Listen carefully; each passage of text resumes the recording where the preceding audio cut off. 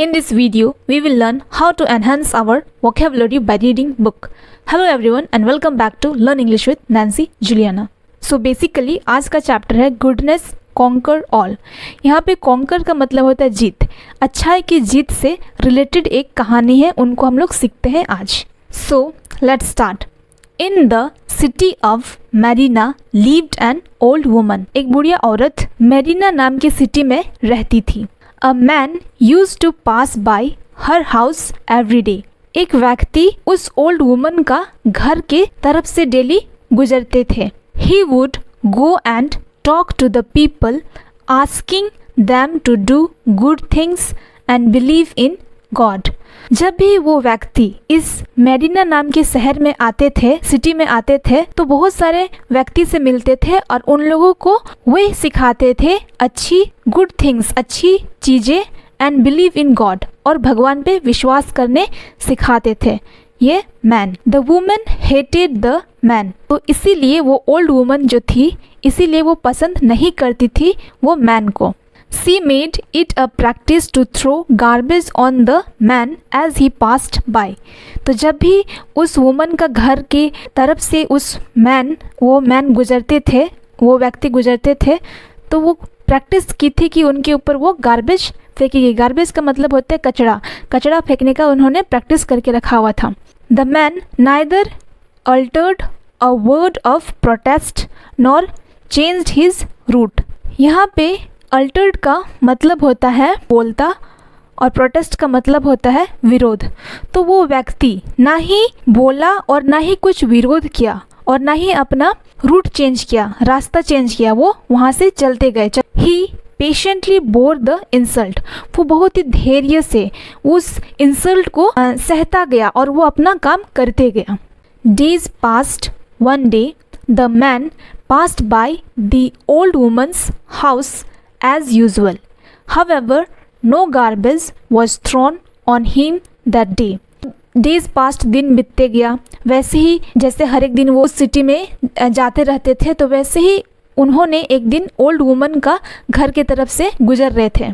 लेकिन उस दिन उन्होंने नोटिस किया कि उनके ऊपर कोई भी गार्बेज नहीं फेंका गया, मतलब उनके ऊपर कोई भी कचरा नहीं फेंका गया. He was surprised. तो वो सब देख करके वो बहुत चौंक गए. Something is wrong. तो उन्होंने सोचा कि कुछ तो गड़बड़ है. He thought. उन्होंने सोचा कि कुछ तो गड़बड़ है.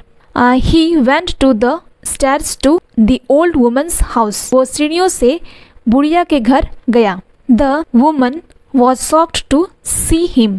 वो बुढ़िया बहुत ही, shocked का मतलब यहाँ पे होता है हैरान. तो वो बुढ़िया बहुत ही ज़्यादा हैरान में पड़ गई जब वो व्यक्ति को उनका घर में देखी. As he came to take revenge, she wondered. यहाँ पे wondered का मतलब होता है हैरान. तो वो बुढ़िया सोचने लगी, वो बुढ़िया हैरान हो गई कि ये व्यक्ति जो मेरा घर में आया है, क्या ये मुझसे बदला लेने के लिए आया है. रिवेंज का मतलब होता है बदला. वो बुढ़िया सोच रही थी. I did not see you today, said the man. तो वो मैन उस बुढ़िया के घर घुस करके उस बुढ़िया से कह रहे हैं कि आज मैं आपको नहीं देखा. So I came to find out whether everything is all right. तो इसलिए मैं यहाँ पे आया और मैं देखना चाहता था कि आप सही हो कि नहीं. The woman would hardly speak as she had very high fever.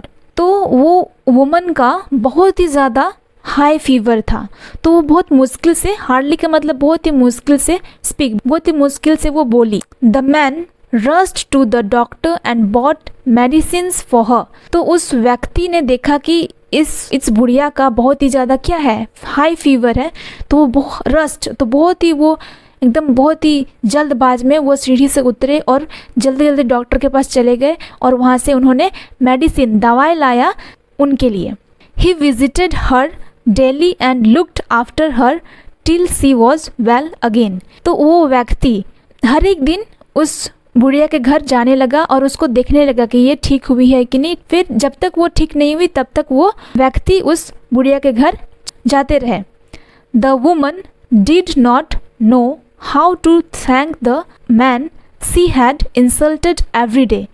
तो वो बुढ़िया सोचने लगी कि इस व्यक्ति को धन्यवाद, थैंक यू, धन्यवाद कैसे कहा जाए जिन्हें मैंने इतना इंसल्ट किया था बीते दिनों में। She felt ashamed of herself. उस बुढ़िया को अपने आप में बहुत ही ज़्यादा शर्मिंदा होने लगा। She felt at his feet and asked for forgiveness. तो वो बुढ़िया उस व्यक्ति का पैर पर गिरी और उनसे कहा कि मुझे माफ़ कर दो। From that day the woman changed for the better. तो उस दिन से अपना बिहेवियर को, अपना व्यवहार को चेंज करने लगी और अच्छी बनती गई। This was the biggest reward for the man. Reward का मतलब होता है यहाँ पे इनाम। यह आदमी के लिए सबसे बड़ा इनाम था। This great man was Prophet Muhammad. ये जो महान आदमी कौन था? Prophet मोहम्मद था। He was a great religious leader. तो वो कौन था? वो बहुत ही महान religious, बहुत ही महान धर्मगुरु था। Like other great men, बाकी बहुत बड़े व्यक्ति जैसे। His message too was of love. तो उसका जो प्रॉफिट मोहम्मद का जो मैसेज था वो व्यक्ति को एक लव सिखाना चाहते थे, कि कैसे एक दूसरे का ख्याल रखना चाहिए, कैसे मदद करना चाहिए जो सच में मदद पाने वाले होते हैं। He taught people to overcome evil by doing good. बहुत सारे व्यक्ति बुरा काम कर रहे थे तो उनको सही डायरेक्शन, सही रास्ता दिखाने का काम कर रहे थे मोहम्मद, और इसीलिए वो व्यक्ति लोग को सिखाते थे कि कैसे एक दूसरे का मदद करना चाहिए हम लोगों को, और वही उनका मैसेज था और वो वापस से ह्यूमैनिटी लाना चाहते थे और वही उनका गोल था कि इंसान को इंसानियत सिखाया जाए। इस चैप्टर में हम लोग यही सीखे कि ये जो मोहम्मद जो थे, प्रॉफिट मोहम्मद जो थे, ये लोगों को अवेयर कर रहे थे कि कैसे हमें एक दूसरे का मदद करना चाहिए। If you want to learn more advanced English, then you can follow to my second channel, Learn English with Nancy Khonwo. And also you can follow me on Instagram. In description, the link is given below. Go and check it. I hope you like this video and don't forget to subscribe and like this video so that we come up with more boosting information. Till then, take care and bye-bye.